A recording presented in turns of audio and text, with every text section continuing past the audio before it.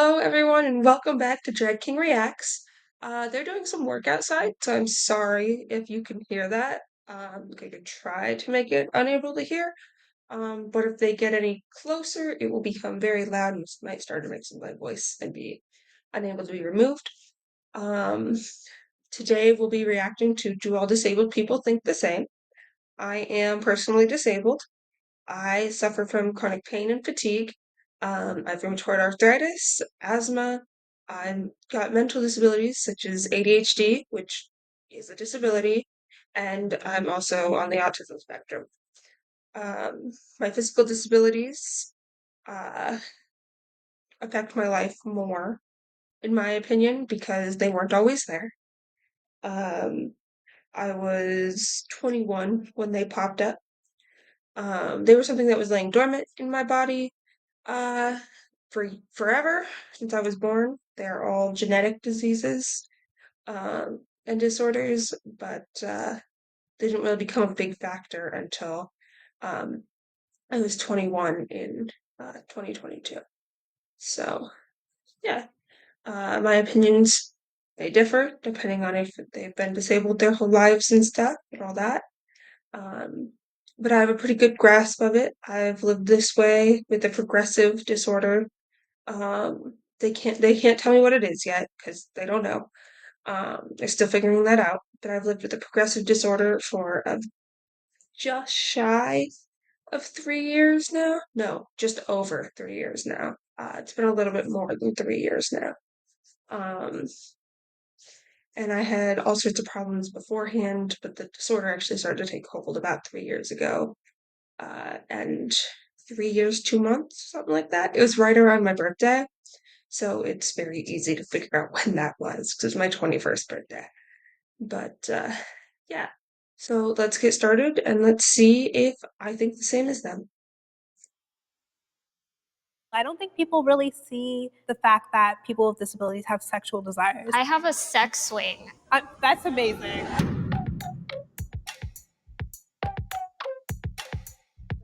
People with disabilities see their range of beliefs and values.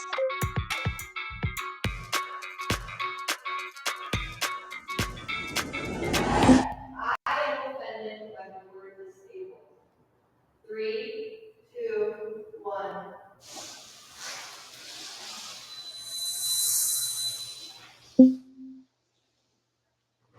I don't necessarily think that it's a bad word and that it's something we shouldn't use, but I also don't think it should be the only word that defines us either. I understand like disabled like means not able to, and like I feel like I'm able to do most things that an able person can do. I just have to do them differently. I think it's a better word than words that have been used to describe me. I hate the word special. I think it's so demeaning, and like I was called it my childhood, like special ed. I I literally get like chills thinking about that word. And so then disabled I feel like is a more mature version that doesn't hold that connotation for me. So I do not find the word disabled offensive. Obviously used it a few times already because we're talking about it. But I do not find it offensive. I was not always the level of disabled that I am. I used to be a rugby player, women's rugby I used to play, and we practiced co-ed. So it was basically co-ed rugby, and I played in games against girls. But that was before I knew I was trans and stuff. Um, but I used to be an athlete and do all sorts of stuff, and now I can perform 2 shows a month. And I still cannot move for 2 days after those shows. And I'm doing this because I love to be on the stage and I love to do it, but I should probably not continue to do it for very long. Um, but I am setting up a disabled show, which I hope will run longer and I'll be able to keep performing for longer using that show. But yeah, I'm not offended by the word disabled. I am, however, offended by the word differently abled, which I did have someone ask me about at a show once. because I was talking to them about my disability because it had caused me to fall during the show. And I was asked to say a few words about it. I just thanked them for letting me perform for them and stuff, and that my progressive disability is just taking hold tonight. And I was come up to after the show, and I had a woman say, I don't like the term disabled. I prefer differently abled. And I cringed inside because I hate the word so much. And I said, that's wonderful for you. Don't call me that. I'm not differently abled. I am disabled. I am unable to do the things I used to do because of my disability. Um, and there's some things that I couldn't do before because I had this disability and I just didn't know. But I am unable to do things that I used to do, like dancing whenever I want or going for hikes. And I used to love riding my bike. Now I can't ride a regular bike. I can ride um, a stationary bike because I don't have to worry about the balance. I can ride a stationary bike for 20 minutes at a leisurely pace. I used to race my bike through the neighborhood. So it's kind of sucks. Yes, I do not find it offensive because it describes me accurately. This country provides enough resources for the disabled. 3, 2, 1. Yeah. Are we all? Oh, okay. Healthcare, from my point of view, is not made for people who have chronic disabilities, chronic diseases. Even if you have medical coverage, you're still paying a portion of those bills. It's a cycle that you put yourself in debt so that you can't get a proper apartment or get a house. For the people who they count it as SSI, so it's low income Social Security, they think that you should be able to live off of like $900 a month. There's also a thing with it. You can't have more than $2,000 in your account for checking and savings. And as soon as you hit a cent over it, you lose your Social Security because they think you're making too much. So I have a chronic illness called idiopathic hypersomnia, which is a sleep disorder. From the onset of symptoms, it took 8 years to even get sent to a sleep doctor. And not to mention the education system. I'm so lucky that I have an IEP. I couldn't imagine what school would be like if I didn't. But even with that, getting the accommodations of like my teachers trying to understand that I only come to school 3 out of 5 days a week and that I can't do busy work because I'll fall asleep, quite literally. I legally have these rights to not do certain work, and sometimes teachers just don't understand that, and it's so hard trying to argue with them so that I can just be a normal student. So no. Here in America, which is where this is shot in LA. I live in Nebraska. Here in America, there is not nearly enough support for disabilities. Um, uh, I cannot get a wheelchair prescribed to me until I have a diagnosis because I have government insurance because I can't work um, anything but like DoorDash. And because I can work DoorDash uh, 3 days out of the 7 days a week, um, I can make money. So I can't get on disability. I can't get a wheelchair because I can walk. I'm also fighting with doctors. My primary care is a wonderful woman. Um, but she doesn't understand all the ways that disability works. I can't get a tag because she refused to sign the paper that says I need one for disabled parking spot because she doesn't understand how it works.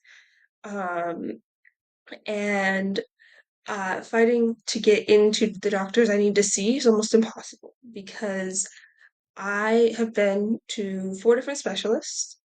Um, one of them said, I think you got sent to me by mistake, and I did because it's just like 3 letters off, and someone misheard and sent me to the wrong person. And then I went to neurosurgeon, neurosurgery, and immunology. neurosurgeon and neurosurgery both went, all right, let's see if it's your nerves or your spine in any way, because those are their spaces. Let's see if it's these things. It was not those things. They went through all the stuff, like it's not these. You need to see an immunologist. So I went to my immunologist. She looked at my things that and my test said autoimmune. And she looked at them and went, these are too low. You probably don't have an autoimmune disorder because these are so low, it's probably a false positive.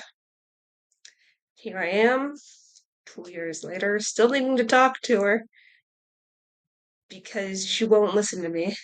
Um, so I'm actually looking at getting another, which is a whole nother step of you to find your own doctors who will listen to you, which can be hard, especially when they don't recognize that you are suffering and they think that, oh, this can't possibly be it. Um, but also, affordable housing is not accessibility friendly. I live in Omaha, big city in Nebraska, biggest city in Nebraska. Um, Finding an apartment that is accessible, nearly impossible. No houses are accessible.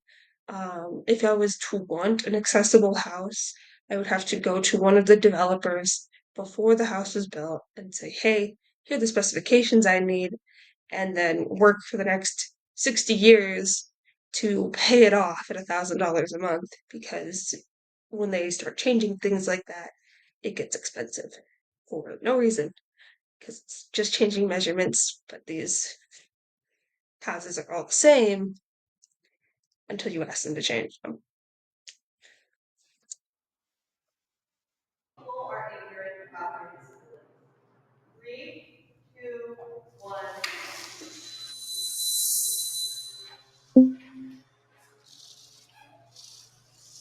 A lot of people have been so understanding and accommodating and like, oh, like, I heard about that from this TV show, or like, is it like this? Or like, asking questions. And I think people are genuinely curious. There are people that I educate and are still ignorant and totally meanie pants. That's why I'm not on strongly disagree, because there's always going to be haters, but I think people are good.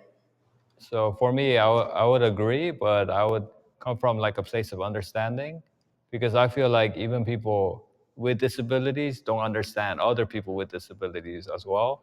Because I feel like, you could have the same kind of disability, the same type, but the way it affects you could be very different.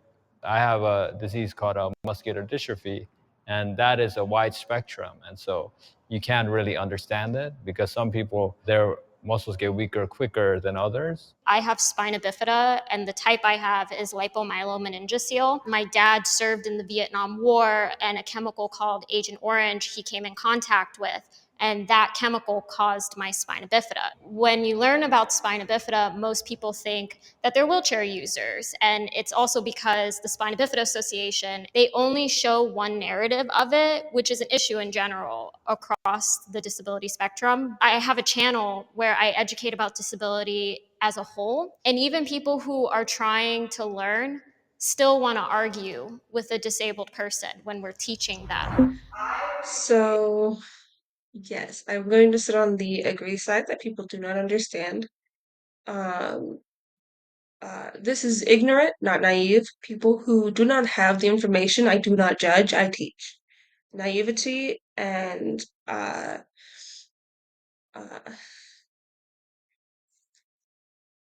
I'm so sorry, my ADHD is caused to brain fart, um, are very different. Uh, to disregard all the information that I've said is actively ableist. And yeah, people don't come from a place of understanding all the times. And yeah, chronic pain can look different for everyone. Some people just need a cane. Sometimes I just need a cane. Sometimes I need a wheelchair. Sometimes I can't get out of the bed to use the bathroom on my own. And I have a wonderful fiance who helps me with everything.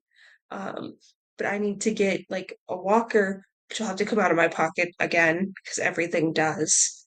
Um, I need to get like a walker so that I'll be able to move well enough to go from the bed right here, you can see it, to the bathroom door right there behind me. In order to move that far, I will need a walker some days. Uh, right now, I use forearm crutches the most. They offer more support than a cane. They're less than a wheelchair. I stay standing. I keep moving my legs, which is supposed to, in the long term, continue to help me keep my legs. But as far as I can tell, isn't actually making any difference. I did physical therapy for a while, and that's supposed to help, but it didn't help. It actually made things worse for me. Uh, so yes, people don't want to learn um, all the time. Which is different from being unable to learn. If you've never been presented with the information, you're naive. Um, you're not naive if you've been presented with the information and refused to learn. But people offer me help. 3, 2, 1.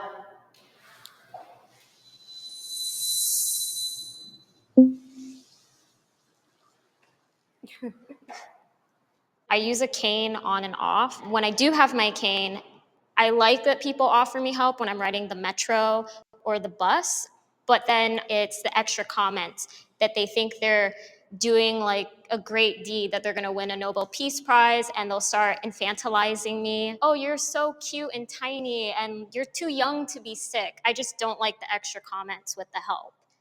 So I moved because I think I have a little bit of a different experience. I am 100% physically abled, so I don't have the need for people to open doors for me. Like, I don't need help like that. Sometimes I have to cancel events, and my good friends understand that. And I feel like there's a difference between accommodation and patronizing. I remember before I had my accident, I probably was one of those people that we were talking about when someone is overly enthusiastic about it or even sometimes unintentionally patronizing.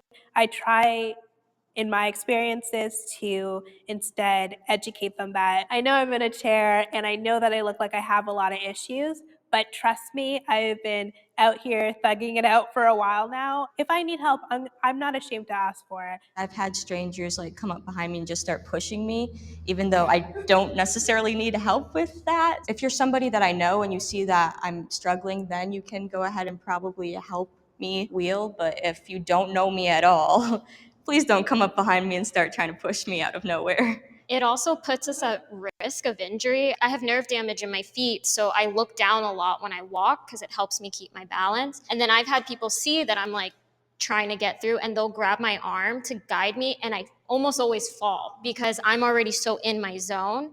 So like, just don't touch people because you could injure them. Yeah, so the same. I do stand on the somewhat agree line with pretty much everyone else, except that one girl with the sleep disorder.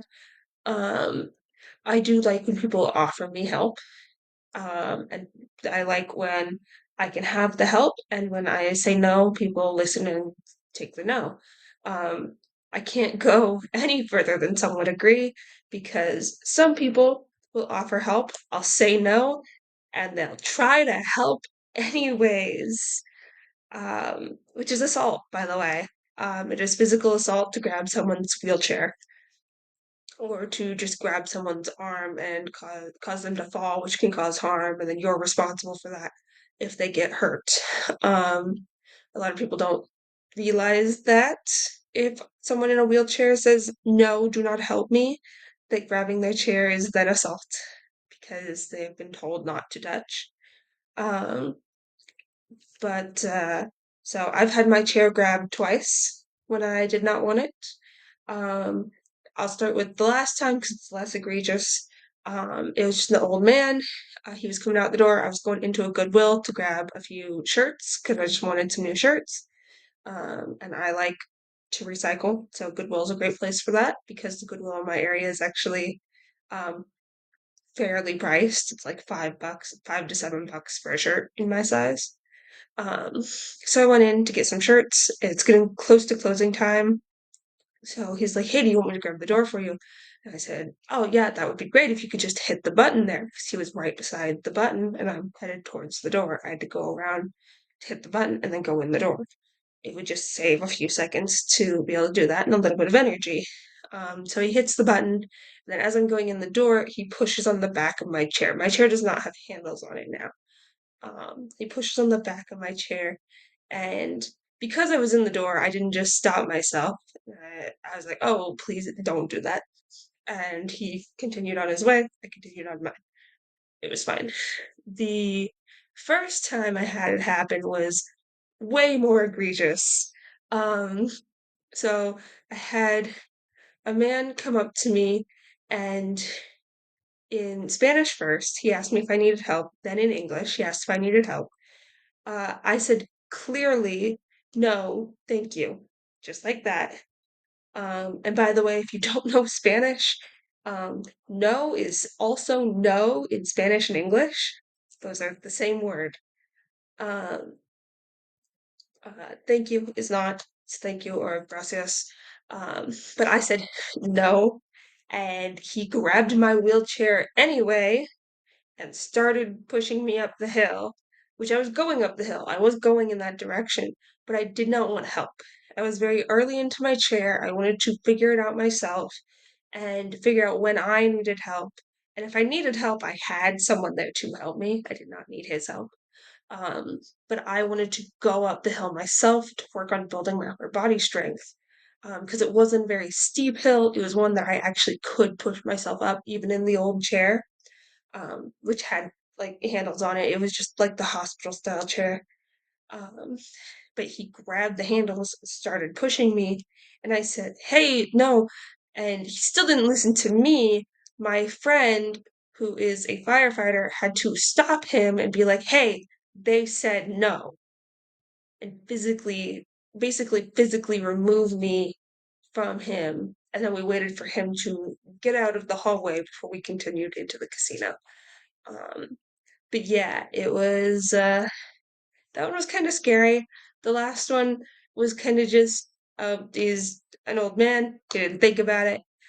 He just saw that maybe I was struggling a tiny bit to get over the thing because I have to pop up my chair over some of the thresholds, including one there, which sucks because disability doors shouldn't have thresholds like that. But this is a really old building, so it just does. Um, and so he just gave me some help over the threshold. The other guy basically tried to kidnap me. So that one was a little more dramatizing. But yeah, no, I do like when people offer me help, and when I say yes, they help. Um, but if I say no, then don't help me. A is difficult. 3, 2, 1. We all in agreement. So for me, it's difficult on various levels. I started having seizures when I was 18. I became sick when I was about 16. So I never got a license. I never got a car. So that impairs my ability to even go find suitors because I don't get out of my house much. And then being on Social Security, you get paid hardly anything. So I can't even afford to really go out and do a whole lot. And then on top of that, trying to explain to a man that, oh yeah, just to let you know, I'm a full package. It's going to have a huge effect on our relationship, on our ability to go out, on our sex life, on everything. I came over here because after listening to you, there's so many things that I totally resonate with, but then there's so many odd benefits that I think that comes with dating and having a disability. I got injured after a gymnastics accident when I was 14 years old. That left me quadriplegic. I never got to experience being, a teenager, being wild, dating, and all of those things. The people who have been in my life, we really had to get to know each other on a deeper level first before any other physical aspects were a part of it. Anybody disabled, or able bodied, all we want is someone who truly loves us for us. And this is me. I'm right here because dating is not really in my focus right now, but I could see how hard it could be because, I may not be able to live long. But then at the same time, I think it could also be a good thing because I think true love is when you really understand each other. I kind of agree with that. If I'm looking at my most recent relationship, my partner, he was really great. Like, he took the time to understand my disability. What made it difficult at times was when I was having a lot of kidney issues and I wasn't getting the greatest news from my doctors. And so I would be sobbing, and he just had this need that he wanted to help. And I just told him, like, I don't need anything physically from you. I just need you to just sit with me. Ever since we broke up and I've started getting back out and dating, I will get people that will ghost me because of looking able passing on like dating websites. They don't know right away, and I don't share it right away because I rather have a person conversation about it. I also hate the invasive questions that come with dating. I've been asked so many times, can you even have sex? Or the men who fetishize it. Oh, I've had a guy ask me to bring the cane into the bedroom. Just insane, ridiculous things. I've had guys literally say they want to check it off on their bucket list to sleep with a girl in a chair, or the invasive questions that come straight off the bat. I don't think people really see the fact that people with disabilities have sexual desires. I have a sex swing. That's amazing. It's the most accessible thing for me, and it's great. Like, Uh, so yeah, dating, I would say I would stand on the somewhat agree side. I did not have too much trouble in dating because I was very upfront about it. I made a joke about it on my Tinder profile, and that was how I was dating. Now I'm engaged to my wonderful fiance, um, who is very understanding, and if I tell him something's bothering me, he does what he can to help me. So I have a wonderful fiance now, so I'm not in the dating game anymore. But I was, and when I was, I made jokes about it right away off the bat. So I did get questions about it, like how long will you have to walk? Um, uh, which is a valid question, and the answer is around 10 years. Before I'm probably fully wheelchair bound for the rest of my life, which some people don't like that, but I think of it as I am bound to be in a wheelchair, now I'm bound to my chair. This is what's going to happen to me, and I need to be prepared for it. Because unless we have some miracle advancements in science in the next few years, it's going to happen to me. Some people don't like the phrase, which I understand. Some people find it offensive to be called wheelchair bound. I don't mind it. I actually prefer it to some of the other things that people say. But yeah, dating was difficult. More than once, I was asked if I could feel it. Um, Not like while in bed, but like if during sex I would be able to feel them. Um, and I'm just like, yeah, I would be able to. Um, I'm not paralyzed, and I'm not paralyzed in a way that would cause me to be unable to feel what's going on with my body. Because even if you are paralyzed, there's a lot of people who can still feel things. Um, so the inability to feel anything during that would be not common. So it's interesting that I get that question, or I got that question. I don't get it anymore. That I got that question as often as I did. Um, I never was fetishized about it. Of course, there's been the uh, put me in a wheelchair jokes, because that's one of those jokes that people just make.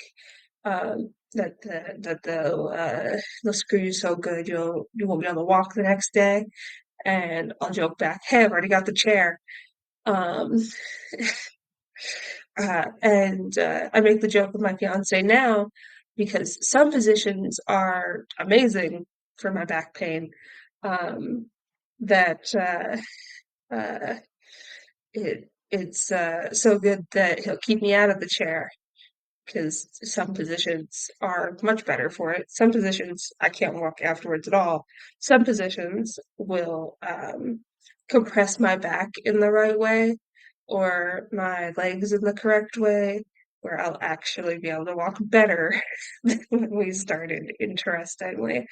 Um, but yeah, so sex as a disabled person can be quite interesting for some people, and dating can be difficult. I have felt like a bird. 3, 2, 1.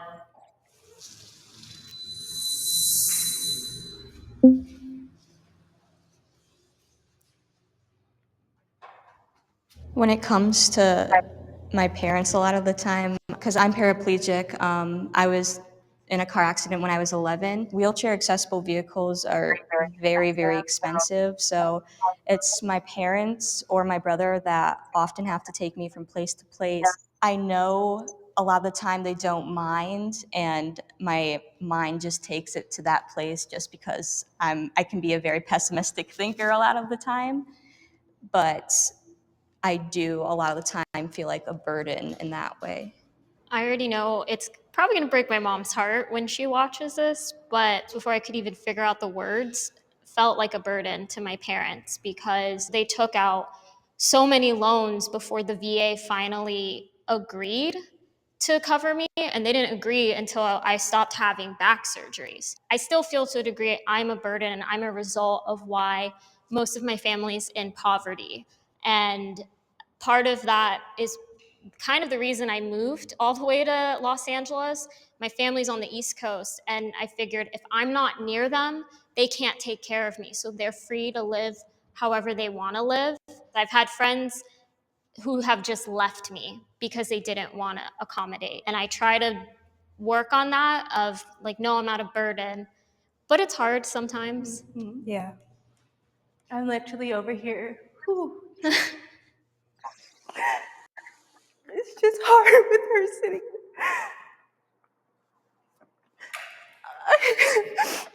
I know that I'm a burden. I would not be here without my mom.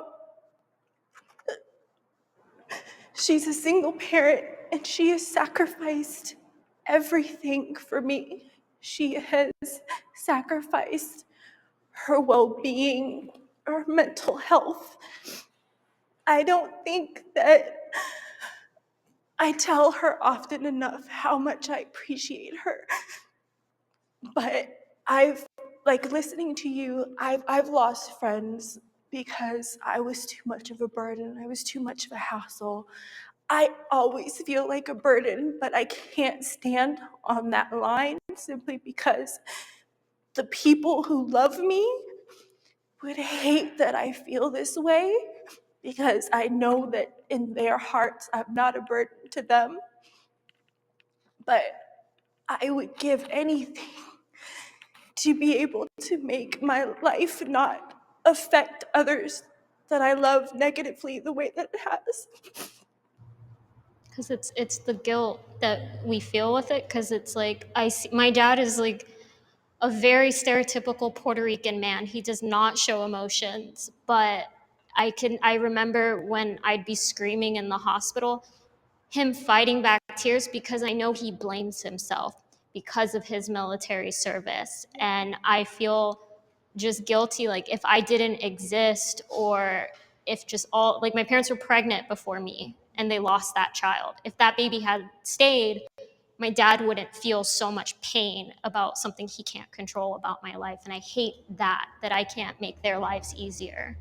It's the feeling of that it's out of control how you're making others feel. Because, like, usually, if you're nice, that person's going to feel good. This is something that we just are. And, like, it's hard enough to accept ourselves. And, like, asking somebody else to accept us is hard. Oh my God. Can I give you love? Like, oh. So, yeah, I'm going to stand all the way over on the totally agree. I do often feel like a burden to the people that I love. And I know they disagree. They've told me they disagree. Um, for my parents, I did not feel like as much of a burden.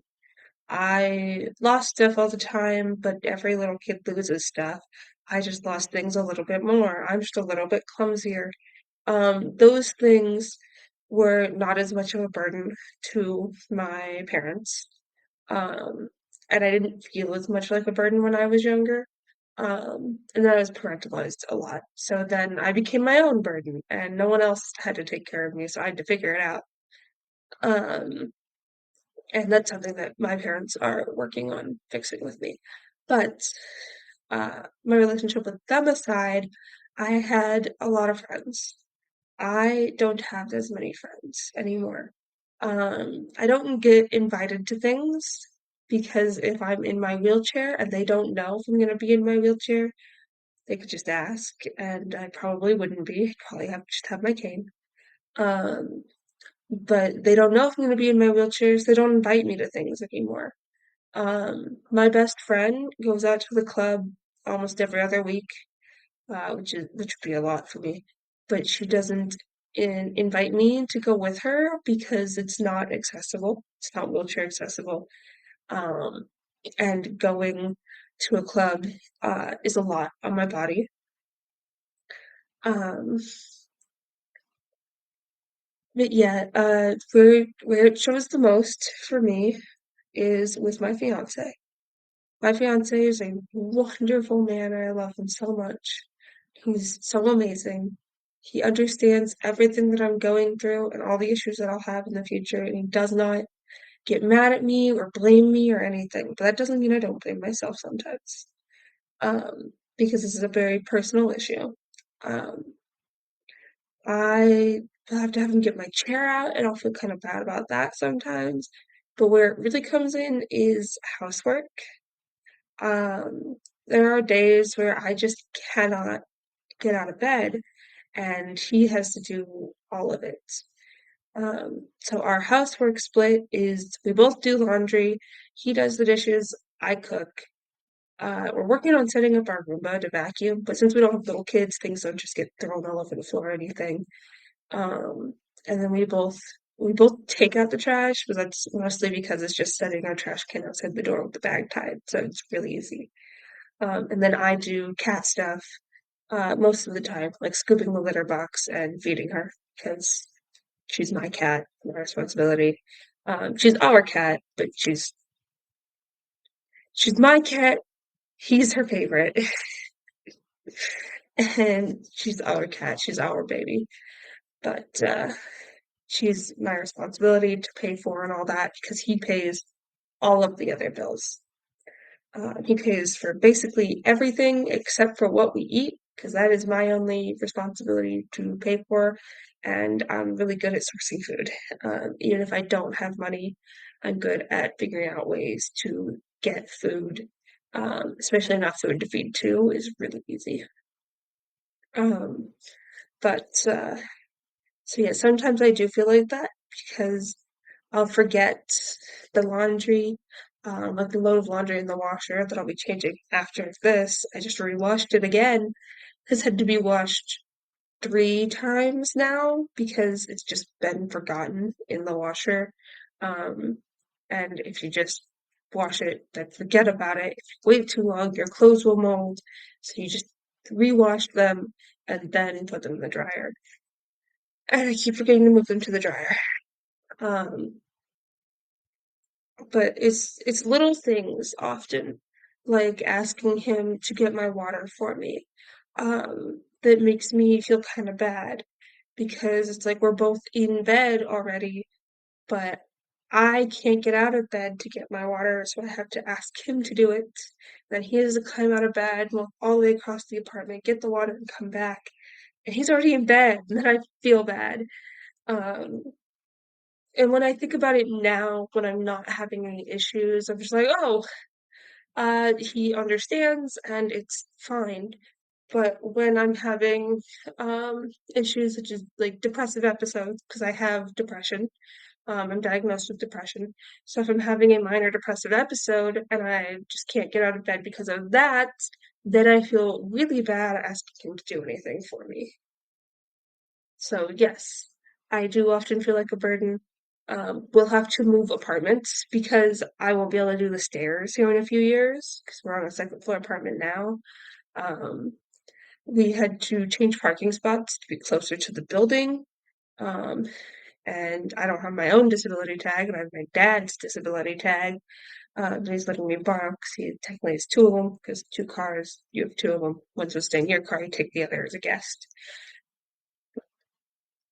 But so I have his that I'm using for the time being, which is technically not legal, but is the safest option. And because I can't work, he's to take care of me, and I can't always do everything around the house. So he has to do some of that too, and then I'll start to feel real bad about that. I'll feel a burden. And then we have one car.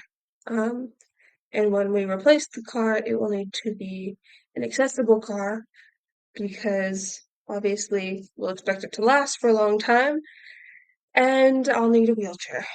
And I'm already in a wheelchair sometimes, and I already have my chair in the car, but it's kind of hard to get it in and out of the car. Um, so we'll need an accessible car to a point that it's easier to get in and out without being a burden on us getting it in and out of the car, which will make it very expensive because those are not affordable vehicles. And if you buy one used, it's gonna be 20 years old, and it's only gonna last 2 years at max. Um, so yeah, I would say that I often feel like a burden on my fiance, even though he doesn't see it that way. And I'm glad he doesn't see it that way. I love him so much. And I'm glad he loves me so much that he doesn't see me as a burden, even when I feel like one. Change my disability. 3, 2, 1.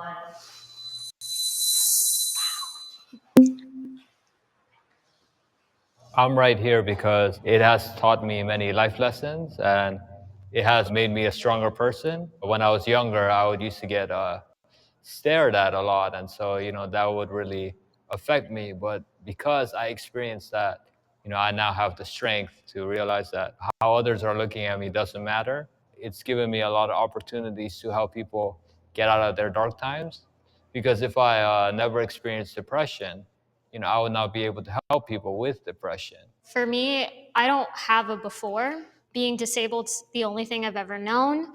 The word itself comes with a lot of community. It comes with a history that I'm so proud to be a part of, that I couldn't see myself living any other way. And like, I know people will say, well, there are more things about you than just your disability. And that's true for everyone. There are other things about me, but everything I do as a disabled person. And for me, that's the most empowering thing. I would change, maybe, like, I wish I could feel my feet again.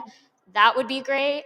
But I really wouldn't change much because it's given me such a community that I don't think I would have had.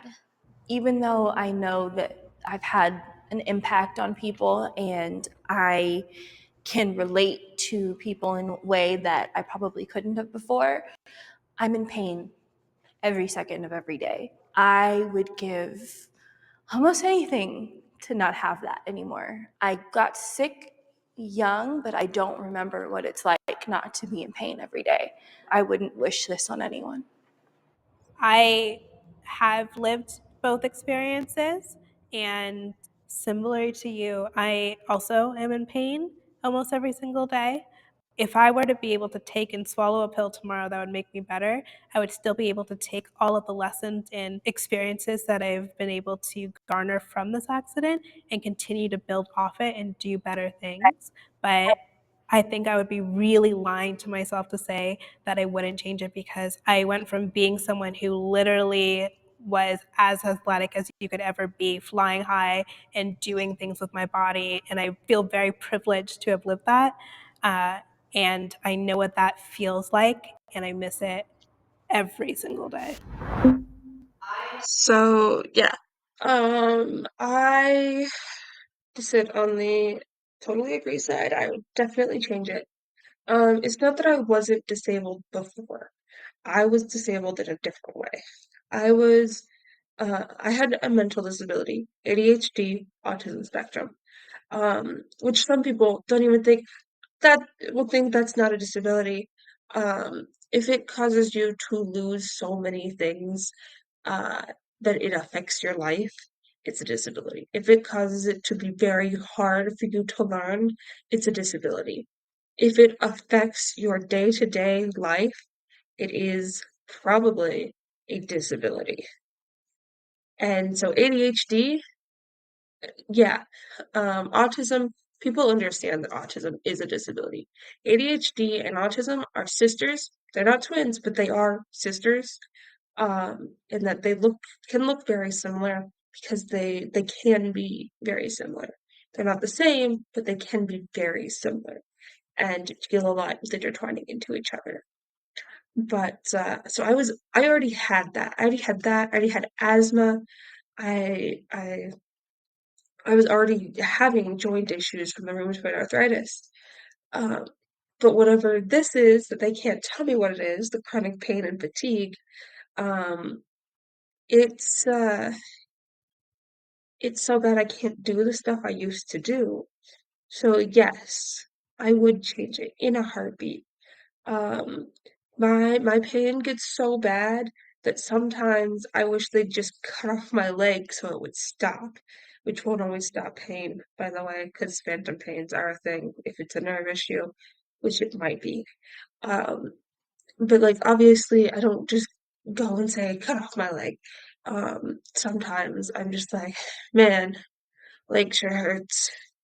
And so I'm gonna make the joke, huh, better cut it off. Like, you don't know this, but I definitely would in a heartbeat right now, because it's so bad.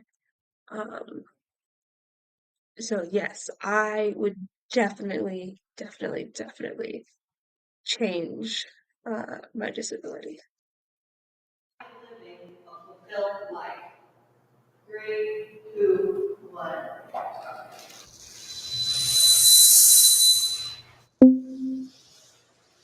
Not because like I don't love my life or anything like that. I can't say I'm fulfilled until I impact more people. I'm working to be a motivational speaker, and so I have a lot more to accomplish. Again, going back to the last question, if I could change everything, of course, but I think that my life and my example is starting to help people in many different facets. And I think part of being a good human is trying to help as many people in your life. And I think I'm starting to do that. It was so nice meeting you. So yeah, I do think I am pretty fulfilled in my life. I will sit on the agree line, not the totally agree, because obviously I still have some gripes as expressed with the video, but I am uh, pretty fulfilled in my life. I pretty much have everything I've ever dreamed of, a loving husband to be, and our kitty cat, who's a Maine Coon mix, so she'll be a great big baby for a long time, and she's spoiled rotten already. Only had her 2 weeks, but she's great. But yeah, I'm pretty fulfilled with my life and everything that I do with drag. I find drag very fulfilling as well, and everything that I'm working on, with including more disabled performers, to be very fulfilling. I'm very fulfilled in my life, in my opinion. But yeah, that's the end of the video. They're all saying goodbye now. So it was great talking with you guys. And let me know if you guys have a disability and what you would like to see more of or any of down below. I'm thinking about starting some Reddit reads. So if you guys have any ideas on subreddits I should check out, that would be great. I'll probably do some Today I Effed Up and some Am I the Asshole? And I may even dabble into some Insane Parents. Those are my three favorite subreddits that I actually frequent myself, in person, not just through YouTube, because I do love when people do that. I also enjoy D&D horror stories or tabletop horror stories. I enjoy those too because I am also D&D DM and homebrew pretty much everything. But it's been great talking with you guys and just getting my opinion out. I can't wait to see you guys in the next video. We all have to